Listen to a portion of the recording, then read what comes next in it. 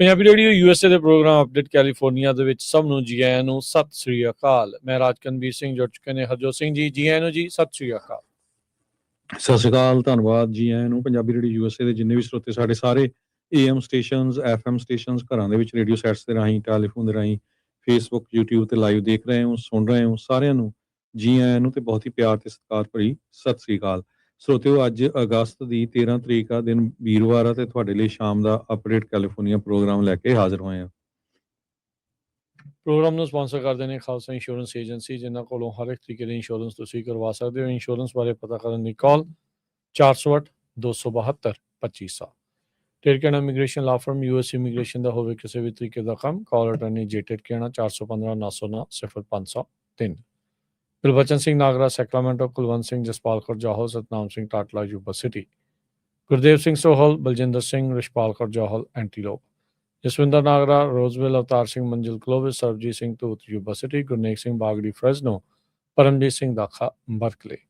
ਇਹਨਾਂ ਸਾਰਿਆਂ ਦਾ ਧੰਨਵਾਦ। ਤੁਸੀਂ ਵੀ ਇਸ ਪ੍ਰੋਗਰਾਮ ਨੂੰ ਸਪਾਂਸਰ ਕਰਨਾ ਚਾਹੁੰਦੇ ਹੋ, ਸੰਪਰਕ ਕਰੋ 408-722-7698।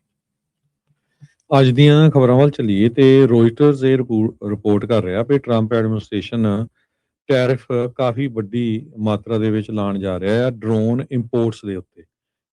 ਇਹ ਅੱਜ ਇੱਕ ਰੋਇਟਰਸ ਨੇ ਸਪੈਸ਼ਲ ਰਿਪੋਰਟ ਛਾਪੀ ਆ, ਜਿਹਦੇ ਵਿੱਚ ਉਹਨਾਂ ਨੇ ਇਹ ਕਿਹਾ ਵੀ ਇੱਕ ਪ੍ਰੋਕਲਾਮੇਸ਼ਨ ਸਾਈਨ ਕੀਤਾ ਗਿਆ ਪ੍ਰੈਜ਼ੀਡੈਂਟ ਟਰੰਪ ਵੱਲੋਂ, ਜਿਹਦੇ ਵਿੱਚ 100% ਐਡ ਵੈਲਰੋਮ ਟੈਰਿਫ ਜੋ ਆ ਡਰੋਨਸ ਕੁਝ ਸਾਈਜ਼ਸ ਦੇ ਜਿਹੜੇ ਹੈਗੇ ਆ ਉਹਨਾਂ ਦੇ ਉੱਤੇ ਲਾਇਆ ਜਾਊਗਾ।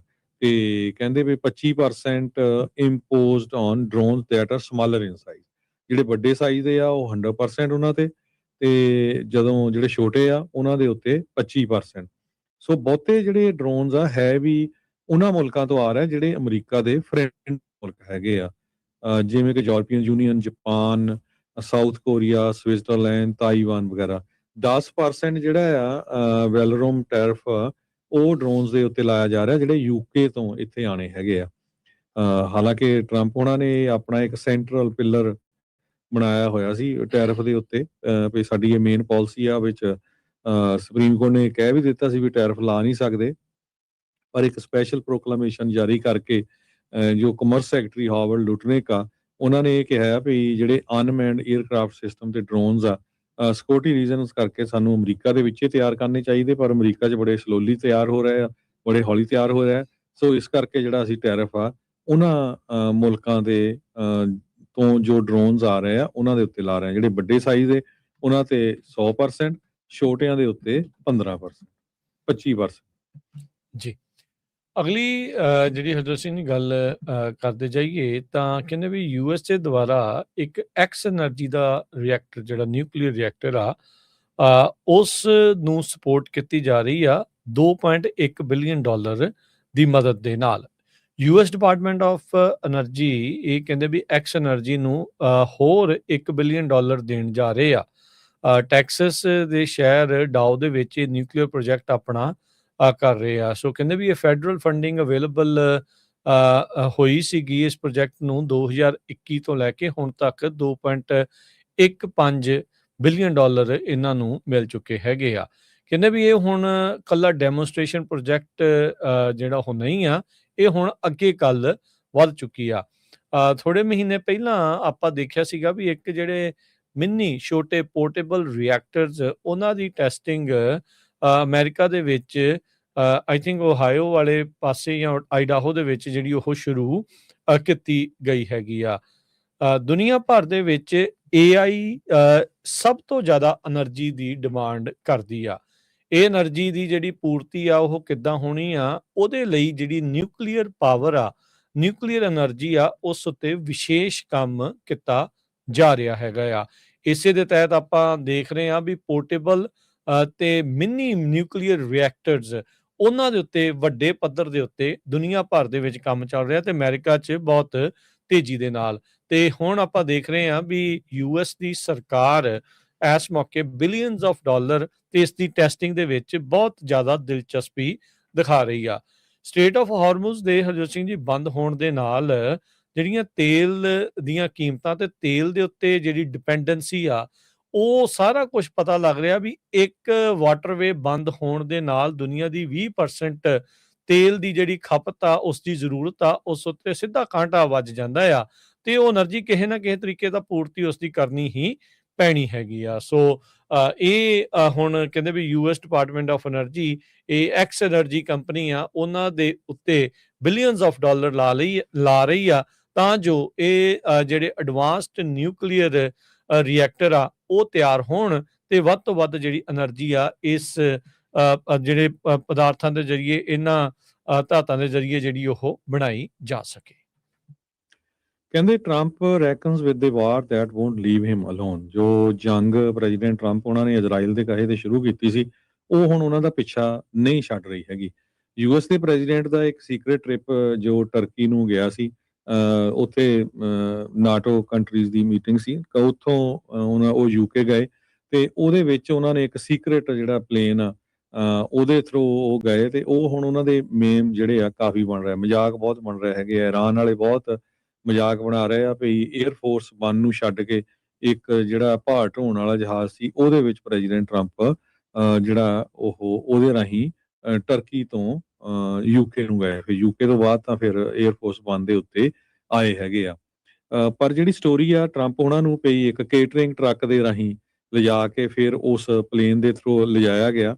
ਉਹ ਬਹੁਤ ਜ਼ਿਆਦਾ ਜਿਹੜਾ ਦੁਨੀਆ ਦੇ ਵਿੱਚ ਜਿਹੜਾ ਉਹਦਾ ਮਜ਼ਾਕ ਆ ਉਹ ਉਡਾਇਆ ਜਾ ਰਿਹਾ, ਇਕੱਲਾ ਦੁਨੀਆ 'ਚ ਨਹੀਂ, ਜੋ ਇਰਾਨ ਵਾਲੇ ਆ ਉਹ ਵੱਡੀ ਗਿਣਤੀ ਦੇ ਵਿੱਚ ਜਿਹੜੇ ਮਜ਼ਾਕ ਆ ਉਹ ਬਣਾ ਰਹੇ ਹੈਗੇ ਆ।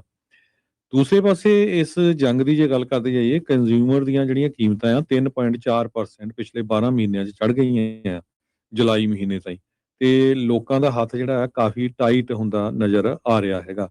3 ਮਹੀਨੇ ਰਹਿ ਗਏ ਆ ਇਲੈਕਸ਼ਨ ਦੇ ਵਿੱਚ, ਨਵੰਬਰ 'ਚ ਜਿਹੜੀ ਹੋਣੀ ਆ, ਤੇ ਰਿਪਬਲਿਕਨਸ ਜਿਹੜੇ ਆ ਉਹ ਬਹੁਤ ਜ਼ਿਆਦਾ ਡਰੇ ਹੋਏ ਆ ਵੀ ਕੀ ਬਣੂਗਾ ਜਿਹੜੀਆਂ ਮਿਡ ਟਰਮ ਇਲੈਕਸ਼ਨ ਹੋਣੀਆਂ। ਵਾਈਟ ਹਾਊਸ ਦੀ ਪ੍ਰੈਸ ਸੈਕਟਰੀ ਕੈਰੋਲਿਨ ਲੇਵਿਟ ਵੀ ਛੱਡ ਗਈ ਆ, ਇਸ ਮਹੀਨੇ ਦੇ ਐਂਡ ਤੱਕ ਉਹ ਨਹੀਂ ਚੱਲ ਜਾਣਾ ਆ।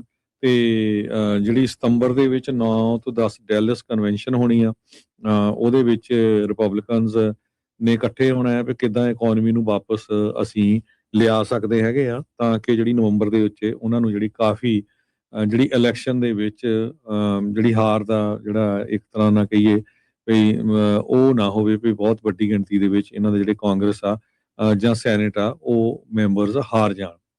ਇਰਾਨ ਨੇ ਅੱਜ ਤੱਕ ਇਹ ਸ਼ੋਅ ਕਰ ਦਿੱਤਾ ਹੈ ਵੀ ਉਹ ਸਟੇਟ ਆਫ ਹਾਰਮੋਜ਼ ਨੂੰ ਡਿਸਟਰਬਟ ਕਰਨ ਦੇ ਵਿੱਚ ਪੂਰੀ ਤਰ੍ਹਾਂ ਕਾਮਯਾਬ ਹੋਏ ਹੈਗੇ ਆ।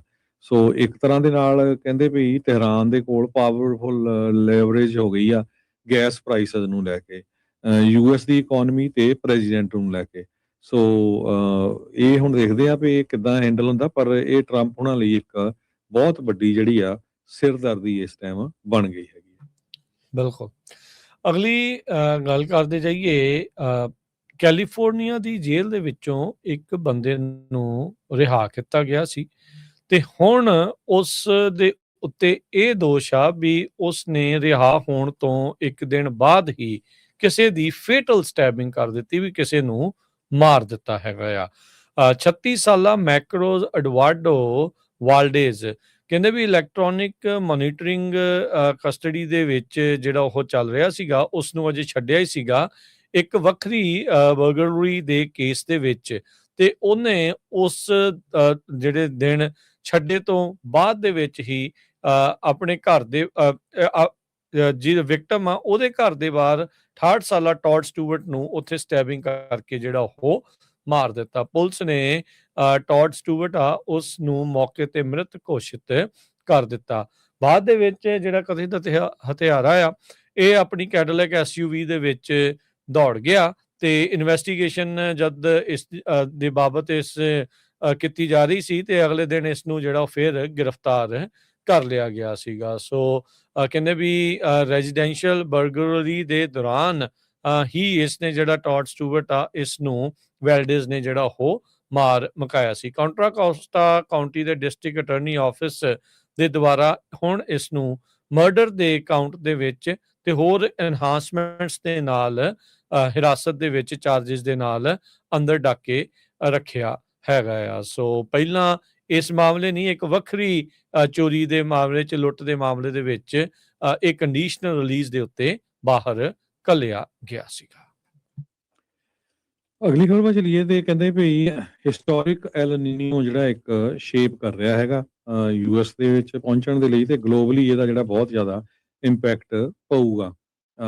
ਨੈਸ਼ਨਲ ਓਸ਼ੀਆਨਿਕ ਐਟਮੋਸਫੇਰਿਕ ਐਡਮਿਨਿਸਟ੍ਰੇਸ਼ਨ ਉਹਨਾਂ ਨੇ ਅਨਾਉਂਸ ਕੀਤਾ ਆ ਵੀ ਵੈਰੀ ਸਟਰੋਂਗ ਐਲ ਨੀਨੋ ਵਾਲੇ ਨਾਰਦਰਨ ਹੈਮੀਸਫੀਅਰ ਦੇ ਵਿੱਚ ਫਾਲ ਤੇ ਵਿੰਟਰ ਸੀਜ਼ਨ ਦੇ ਵਿੱਚ 69% ਚਾਂਸ ਆ ਵੀ ਇਹ ਜਿਹੜਾ ਜਿੰਨੇ ਵੀ ਐਲ ਨੀਨੋ ਆਏ ਆ ਪਹਿਲਾਂ ਉਹਨਾਂ ਸਾਰਿਆਂ ਨਾਲੋਂ ਜ਼ਿਆਦਾ ਸਟਰੋਂਗ ਹੋਊਗਾ 1950 ਤੋਂ ਲੈ ਕੇ ਜੇ ਹੁਣ ਤੱਕ ਦਾ ਰੈਕਡ ਦੇਖਿਆ ਜਾਵੇ। ਕਹਿੰਦੇ ਵੀ 90% chance very strong L Nino ਜਿਹੜਾ ਹਾਈਐਸਟ ਚਾਂਸ ਟੂ ਡੇਟ ਤੇ express confidence in growth and development of A potential historical L Nino ever ਜਿਹੜਾ ਵੀ ਹੁਣ ਤੱਕ ਆਇਆ ਉਹਦੇ ਨਾਲੋਂ ਸਟਰੋਂਗ ਹੀ ਆਊਗਾ 90% ਚਾਂਸ ਆ। ਸੋ ਇਹਦੇ ਨਾਲ ਨੁਕਸਾਨ ਵੀ ਕਾਫੀ ਹੋ ਸਕਦਾ ਆ। ਆਪਾਂ ਨੂੰ ਪਤਾ ਹੀ ਆ ਵੀ ਜਿਹੜੇ ਇੰਨੀ ਵੱਡੀ ਗਿਣਤੀ 'ਚ ਮੀਂਹ ਪੈਣਾ ਆ, ਰੂਫ ਘਰਾਂ ਦੀਆਂ ਹੋਰ ਫਲੱਡ ਆਉਂਦੇ ਆ, ਉਹ ਆਪਾਂ ਸਾਰਾ ਕੁਝ ਦੇਖਦੇ ਆ। ਸੋ ਜਿਹੜਾ ਵੈਦਰ ਆ ਇਹ ਬੜੀ ਤੇਜ਼ੀ ਦੇ ਨਾਲ ਚੇਂਜ ਹੋ ਰਿਹਾ ਹੈਗਾ, ਕਿਤੇ ਤਾਂ ਬਹੁਤ ਜ਼ਿਆਦਾ ਗਰਮੀ ਪੈ ਰਹੀ ਆ, ਫਲੱਡ ਆ ਰਹੇ ਆ, ਪਰ ਹੁਣ ਆਪਣੀ ਸਾਈਡ ਵੀ ਜਿਹੜਾ ਆ ਫਲੱਡ ਵਗੈਰਾ ਪੂਰੇ ਆਉਣਗੇ। ਇਹ ਜਿਹੜੀ NOAA ਆ ਉਹਨਾਂ ਨੇ ਕਲਾਈਮੇਟ ਦੀ ਜਿਹੜੀ ਪ੍ਰੈਡਿਕਸ਼ਨ ਆ ਕੀਤੀ ਹੈਗੀ ਜੀ। ਅਗਲੀ ਜਿਹੜੀ ਹਰਜੋਤ ਸਿੰਘ ਜੀ ਗੱਲ ਉਸ ਉੱਤੇ ਗੱਲ ਕਰਦੇ ਜਾਈਏ। ਸਦਰਨ ਕੈਲੀਫੋਰਨੀਆ ਦੀ ਇੱਕ ਮਾਰਕੀਟ ਦੇ ਵਿੱਚ ਚੋਰਾਂ ਨੇ ਹਜ਼ਾਰਾਂ ਹੀ ਡਾਲਰਾਂ ਦਾ ਜਿਹੜਾ ਨੁਕਸਾਨ ਆ ਉਹ ਕੀਤਾ ਹੈਗਾ ਆ। ਐਨਾਹਾਈਮ ਮਾਰਕੀਟ ਵਾਲੇ ਹੁਣ ਲੋਕਾਂ ਦੀ ਮਦਦ ਮੰਗ ਰਹੇ ਆ। ਕਹਿੰਦੇ ਵੀ ਇਹ ਸਟੋਰ ਦੇ ਵਿੱਚ ਲਾ ਰੀਏਨਾ ਮਾਰਕੀਟਸ ਦੀ ਲੋਕੇਸ਼ਨ ਦੇ ਵਿੱਚ ਬ੍ਰੇਕ ਇਨ ਮੰਗਲਵਾਰ ਨੂੰ ਤੜਕੇ 1:30 ਵਜੇ ਜਿਹੜਾ ਉਹ ਵਾਪਰਿਆ, ਜਿੱਥੇ ਕਿ ਚੋਰਾਂ ਨੇ ਸਮਾਨ ਵੀ ਲੁੱਟਿਆ ਤੇ ਜਿਹੜਾ ਕੈਸ਼ ਪਿਆ ਸੀ ਉਹ ਵੀ ਉੱਥੋਂ ਲੈ ਗਏ, ਤੇ ਉਸ ਤੋਂ ਇਲਾਵਾ ਹਜ਼ਾਰਾਂ ਹੀ ਡਾਲਰਾਂ ਦਾ ਹੋਰ ਨੁਕਸਾਨ ਕਰਕੇ ਦੌੜ ਜਿਹੜਾ ਹੋ ਗਏ ਆ। ਸਰਵੇਲੈਂਸ ਇਮੇਜਸ ਜਿਹੜੀਆਂ ਸਾਹਮਣੇ ਆਈਆਂ ਸਟੋਰ ਦੇ ਵਿੱਚੋਂ ਜਿਹੜੀਆਂ ਸ਼ੇਅਰ ਕੀਤੀਆਂ ਗਈਆਂ, 2 ਜਾਣੇ ਕਹਿੰਦੇ ਵੀ ਇਸ ਮਾਰਕੀਟ ਦੇ ਵਿੱਚ ਅੰਦਰ ਵੜੇ। ਇਹਨਾਂ ਨੇ ਆਪਣੇ ਚਿਹਰੇ ਢੱਕੇ ਹੋਏ ਸੀਗੇ ਤੇ ਬਾਅਦ ਦੇ ਵਿੱਚ ਜਿਹੜਾ ਕੈਸ਼ ਡਰਾਵਰ ਆ ਉਹਨੂੰ ਪਲਟਿਆ ਤੇ ਜਿਹੜਾ ਸਮਾਨ ਆ ਉਹ ਉੱਥੇ ਖਿਲਾਰ ਕੇ ਉਹ ਚੋਰੀ ਕਰਕੇ ਤੇ ਜਿਹੜੀਆਂ ਉਹ ਉੱਥੋਂ ਭੱਜ ਗਏ ਹੈਗੇ ਆ। ਸੋ ਕਹਿੰਦੇ ਵੀ ਹੋਰ ਸਰਵੇਲੈਂਸ ਫੁਟੇਜ ਤੇ ਜਿਹੜੀਆਂ ਇਮੇਜਸ ਆ ਉਹ ਪੁਲਿਸ ਡਿਪਾਰਟਮੈਂਟ ਨੂੰ ਦਿੱਤੀਆਂ ਜਾ ਰਹੀਆਂ ਆ ਤਾਂ ਜੋ ਇਹਨਾਂ ਦੀ ਸ਼ਨਾਖਤ ਜਿਹੜੀ ਆ ਉਹ ਕੀਤੀ ਜਾ ਸਕੇ। ਲਾਰੀਏਨਾ ਮਾਰਕੀਟ ਦੇ ਜਿਹੜੇ ਓਨਰਸ ਆ ਉਹ ਕਹਿੰਦੇ ਵੀ ਅਸੀਂ ਪਿਛਲੇ 40 ਸਾਲਾਂ ਤੋਂ ਇੱਥੇ ਜਿਹੜੇ ਉਹ ਸੀਗੇ ਤੇ ਹੁਣ ਉਹ ਮਦਦ ਦੀ ਗੁਹਾਰ ਜਿਹੜੀ ਉਹ ਲਾ ਰਹੇ ਆ।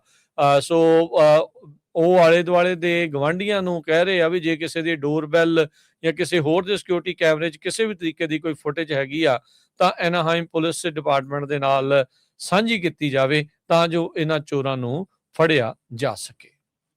ਜੀ। ਸਿਲੀਕਾਨ ਵੈਲੀ ਦੇ ਵਿੱਚ ਟੈਕਨੋਲੋਜੀ ਵੱਲ ਦੇਖਿਆ ਜਾਵੇ ਤਾਂ ਸਨ 2026 ਦੇ ਵਿੱਚ ਬਹੁਤ ਵੱਡੇ ਜਿਹੜੀ ਲੇ-ਆਫ ਹੋਈ ਆ 2025 ਦੇ ਮੁਕਾਬਲੇ। ਕਹਿੰਦੇ ਵੀ ਕੰਪਨੀਆਂ ਨੇ 7925 EMPLOYEES 2026 ਦੇ ਪਹਿਲੇ 6 ਮਹੀਨਿਆਂ ਦੇ ਵਿੱਚ ਲੇ-ਆਫ ਕਰ ਦਿੱਤੇ ਆ। 9% ਸ਼ਾਰਟ ਆਫ ਨੰਬਰਸ ਆ ਜਿਹੜੇ ਜੌਬ ਕੱਟ ਟੋਟਲੀ 2025 ਚ ਹੋਏ ਹੈਗੇ ਆ। ਲੇ-ਆਫ ਜਿਹੜਾ ਟੈਕ ਇੰਡਸਟਰੀ ਦੇ ਵਿੱਚ ਜ਼ਿਆਦਾ ਹੋਇਆ 2023 ਤੋਂ ਲੈ ਕੇ ਜੇ ਹੁਣ ਤੱਕ ਦੇਖਿਆ ਜਾਵੇ। ਕਹਿੰਦੇ ਵੀ ਇਸ ਸਾਲ 14,501 ਜੌਬਸ ਜੋ ਆ ਪਹਿਲੇ ਹਾਫ ਆਫ 2026 ਦੇ ਵਿੱਚ ਕੱਟ ਹੋ ਗਈਆਂ ਹੈਗੀਆਂ ਆ। ਜੁਆਇੰਟ ਵੈਂਚਰ ਐਨਾਲਿਸਿਸ ਉਹ ਦੱਸ ਰਿਹਾ। ਰਸਲ ਹੈਨਕੌਕ CEO ਤੇ ਪ੍ਰੈਜ਼ੀਡੈਂਟ ਹੈਗੇ ਆ ਜੁਆਇੰਟ ਵੈਂਚਰ ਦੇ। ਉਹਨਾਂ ਨੇ ਇਹ ਕਿਹਾ ਵੀ ਇਕਨੋਮੀ ਜਿਹੜੀ ਹੈ ਪੈਰਾਡੌਕਸ ਹੈਗੀ ਆ ਇਸ ਟਾਈਮ। ਅਨਪਲਾਇਮੈਂਟ ਰੇਟ ਸਿਲੀਕਾਨ ਵੈਲੀ ਦੇ ਵਿੱਚ ਜੂਨ ਮਹੀਨੇ 'ਚ 3.9% ਸੀ।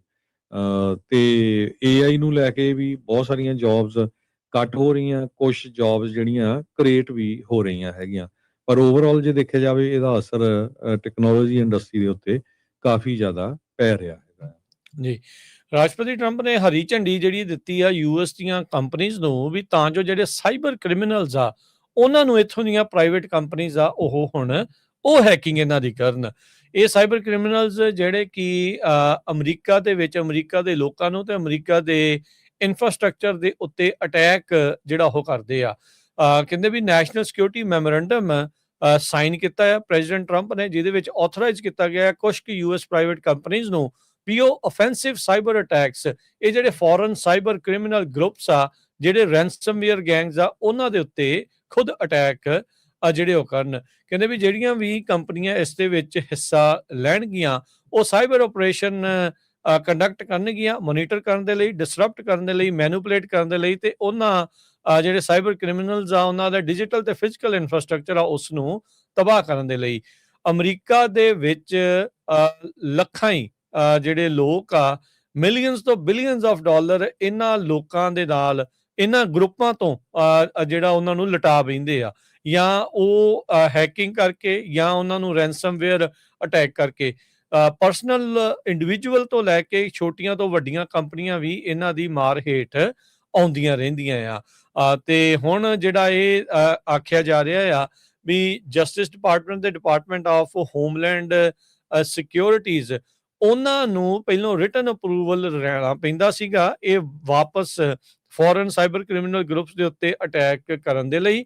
ਪਰ ਇਸ ਮੈਮੋਰੈਂਡਮ ਦੇ ਤਹਿਤ ਕੁਝ ਕੁ ਚੁਣਿੰਦਾ ਪ੍ਰਾਈਵੇਟ ਕੰਪਨੀਜ਼ ਨੂੰ ਹਰੀ ਝੰਡੀ ਦੇ ਦਿੱਤੀ ਗਈ ਆ ਵੀ ਉਹ ਆਪਣੇ ਪੱਧਰ ਦੇ ਉੱਤੇ ਇਹਨਾਂ ਸਾਈਬਰ ਕ੍ਰਿਮੀਨਲ ਗਰੁੱਪਸ ਨੂੰ, ਫੋਰਨ ਸਾਈਬਰ ਕ੍ਰਿਮੀਨਲ ਗਰੁੱਪਸ ਨੂੰ ਜਿਹੜਾ ਹੋਰ ਨਿਸ਼ਾਨੇ ਦੇ ਉੱਤੇ ਲੈਣ ਤੇ ਉਹਨਾਂ ਦੇ ਇਨਫਰਾਸਟ੍ਰਕਚਰ ਨੂੰ ਤਬਾਹ ਕਰਨ, ਤਾਂ ਜੋ ਅਮਰੀਕੀ ਇਨਫਰਾਸਟ੍ਰਕਚਰ ਤੇ ਅਮਰੀਕੀ ਲੋਕਾਂ ਨੂੰ ਇਹਨਾਂ ਤੋਂ ਬਚਾਇਆ ਜਾ ਸਕੇ।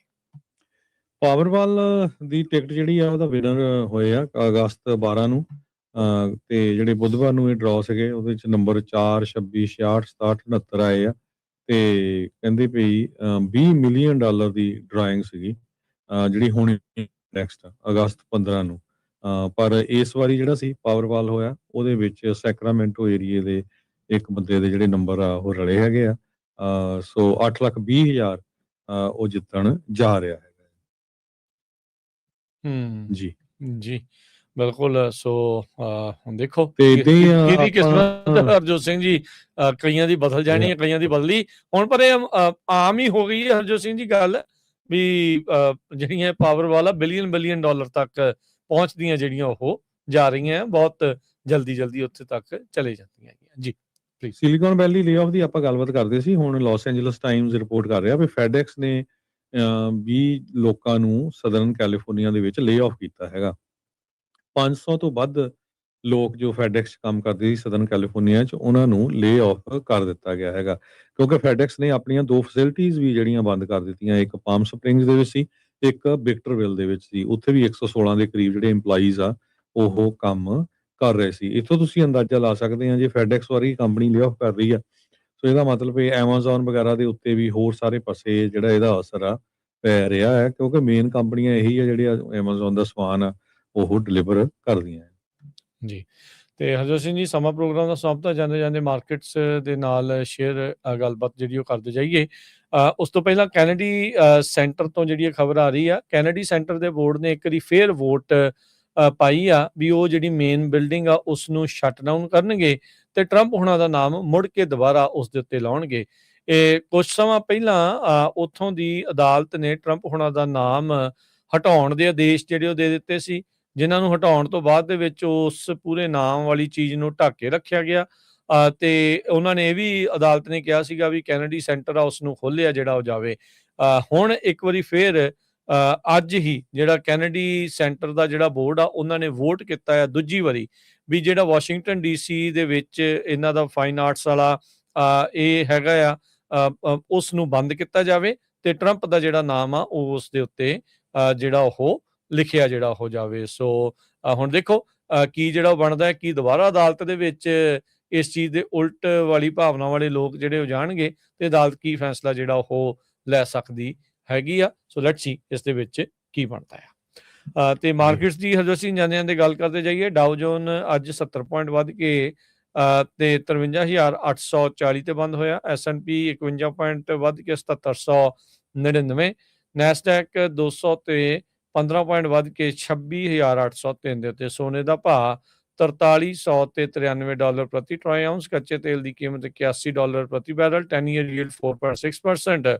ਕ੍ਰਿਪਟੋ ਕਰੰਸੀ ਦੇ ਵਿੱਚ ਬਿਟਕੋਇਨ 63,477 ਤੇ ਇਥੀਰੀਅਮ 1800 ਜਿਹੜਾ $87 ਦੇ ਬਰਾਬਰ ਚੱਲ ਰਿਹਾ ਹੈਗਾ ਆ। ਕਰੰਸੀ ਦੀ ਗੱਲ ਕਰਦੇ ਜਾਈਏ, $1 ਦੇ ਬਰਾਬਰ ਕੈਨੇਡਾ ਦੇ $1 ਤੇ 39 ਸੈਂਟ ਰਹੇ ਆ, ਪਾਕਿਸਤਾਨ ਦੇ 277 ਰੁਪਏ ਤੇ 63 ਪੈਸੇ ਤੇ ਇੰਡੀਆ ਦੇ 95 ਰੁਪਏ ਤੇ 39 ਪੈਸੇ।